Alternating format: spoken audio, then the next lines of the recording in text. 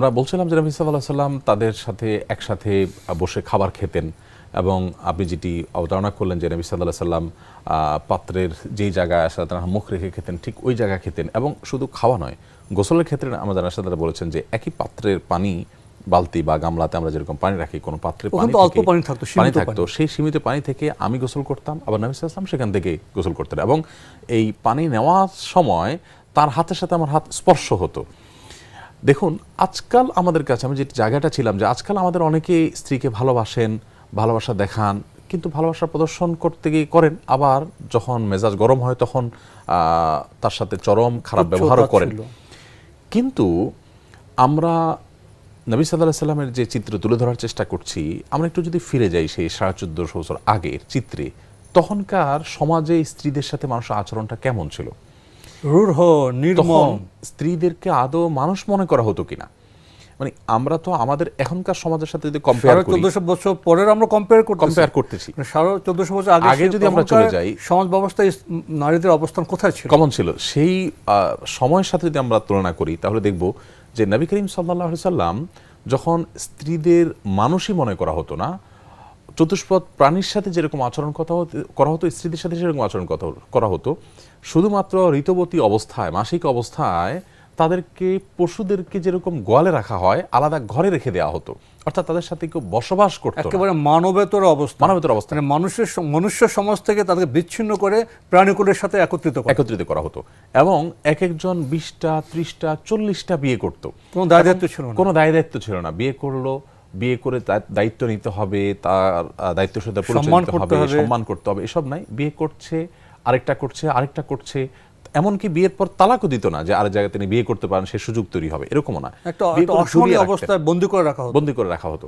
তো এরকম ভয়ঙ্কর একটা চিত্র যখন নারী হিসেবে জন্মগ্রহণ করাটাই অপরাধ বিবেচনা করা হতো, ঠিক সেই সমাজে প্রিয় নবী সাল্লাল্লাহু আলাইহি সাল্লাম স্ত্রীদের যে ভালোবাসা দিয়েছেন, এটাকে আমরা যদি সেই সমাজের বাস্তবতার সাথে তুলনা করি, তাহলে আমরা দেখতে পাবো এটা কোনো সাধারণ মানুষের কোনো কাজ নয়। এটা এখানে এসে আমি আপনার সামনে একটি প্রতিচিত্র অঙ্কন করতে চাই।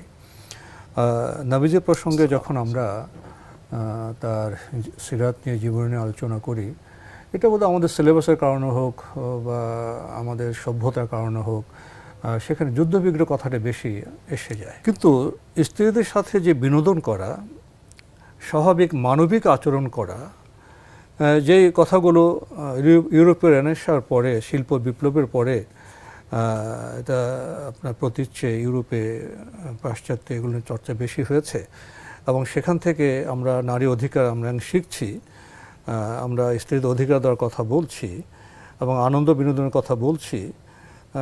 সেটা তো 15th সেঞ্চুরির পর থেকে যে যাত্রা শুরু হয়েছে। কিন্তু 1450 বছর আগে আমাদের আপন মানুষ, আমাদের নবী যে কাজগুলি করেছেন সেটা আমরা জানি। এখানে বিনোদনের কথা একটু বলি, যে মনে হয় যে উনি যুদ্ধ বিগ্রহ করেছেন, কঠিন ছিলেন, কিন্তু নবী সাল্লাল্লাহু কতটা মানবিক ছিলেন, সহজ সরল ছিলেন এবং স্ত্রীদের সাথে তার জীবনযাপনের মাত্রাটা কেমন ছিল। বিনোদন, যারা আপনার যুদ্ধ করে, যারা আপনার শৌর্যবীর্য প্রদর্শন করে, এ নিয়ে তো কসরত হয়। যখন মসজিদ প্রাঙ্গণে কসরতটা হচ্ছিল, তখন আর কৌতূহল জাগে। তখনকার চিত্রটা কেমন ছিল রাসূলুল্লাহ সাল্লাল্লাহু আলাইহি ওয়াসাল্লামের সাথে, আয়েশা রাদিয়াল্লাহু আনহার সাথে, একটু যদি বলতেন এবং ব্যাখ্যা করতেন। দেখুন, নবী করিম সাল্লাল্লাহু আলাইহি ওয়াসাল্লাম যুদ্ধের ময়দানে পর্যন্ত, সেখানে রণাঙ্গনে পর্যন্ত কোনো না কোনো স্ত্রীকে সাথে নিয়ে যেতেন। খুবই অবাক করার মতো একটা বিষয়, আমরা অনেকে কিন্তু বিদেশ বিভুঁইয়ে চলে যাই কাজে, প্রশিক্ষণে, শিক্ষায়, বিভিন্ন নামে, স্ত্রীদের নেই না, আপনি গৃহবন্দী।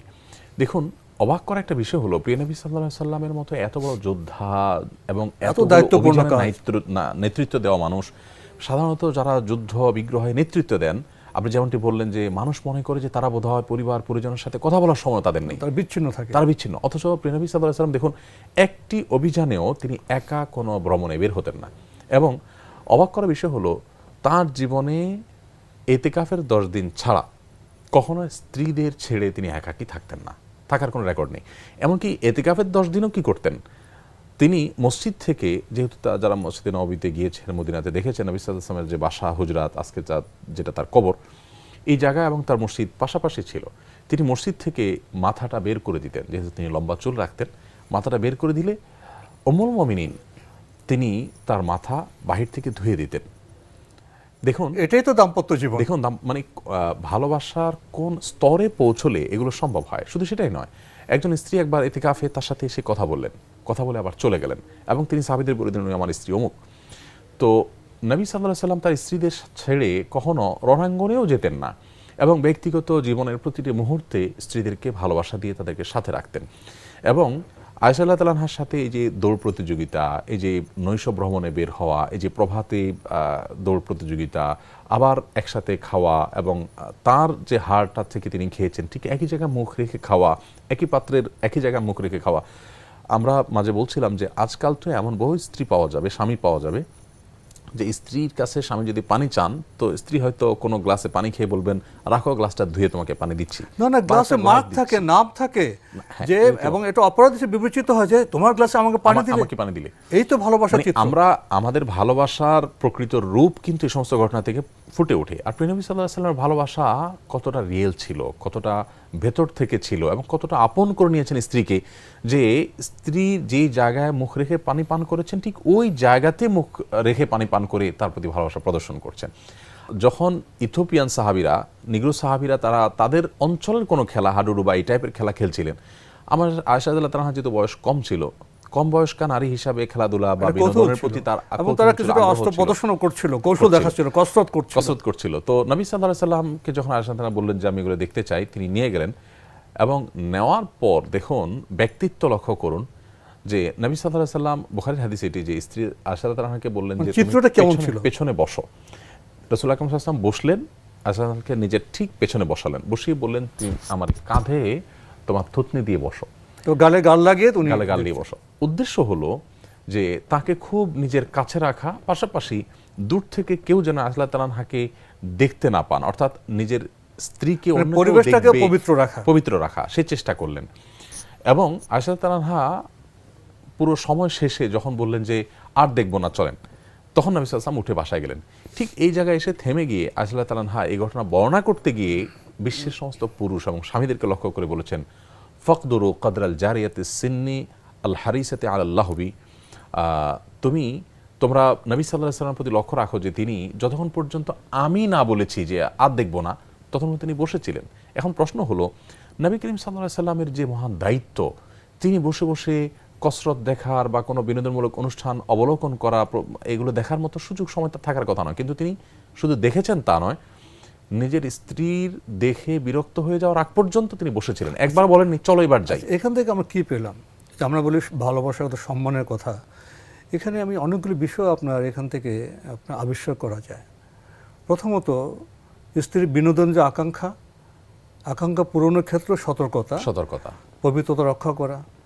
দ্বিতীয়ত মানুষের মন রক্ষা করা, এটা যেটা আমরা বলি মনস্তাত্ত্বিক বিষয়। স্ত্রী একটি জিনিস দেখতে চেয়েছেন, আমি যদি বলি চলো, তাহলে তার যে আকাঙ্ক্ষার উপর আমার একটা দমন হলো, সে দমন থেকে তিনি বিরত ছিলেন, ধৈর্য ধরেছেন এবং স্ত্রীর আকাঙ্ক্ষা পূরণ করেছেন যতক্ষণ তিনি সেই কসরত দেখেছেন। যখন স্ত্রী বললেন যে আর দেখব না, তখন উঠলেন। এর মধ্যে কি অনেক বার্তা নেই? বহু বার্তা রয়েছে। আমরা যেটা করি যে স্বামী সুলভ কর্তৃত্বটাই সবসময় প্রতিষ্ঠিত করার কর্তৃত্ববাদী হয়ে যায়। ইসলাম একজন স্ত্রীকে দেখতে বলেছে স্বামীকে অত্যন্ত শ্রদ্ধার একজন অভিভাবক হিসাবে, আবার স্বামীকে স্ত্রীর প্রতি অত্যন্ত স্নেহশীল, মায়াশীল, দায়িত্বশীল, স্ত্রীর আবেগ, অনুভূতি, ভালোবাসাগুলোকে শ্রদ্ধাকারী হিসাবে দেখতে বলেছে।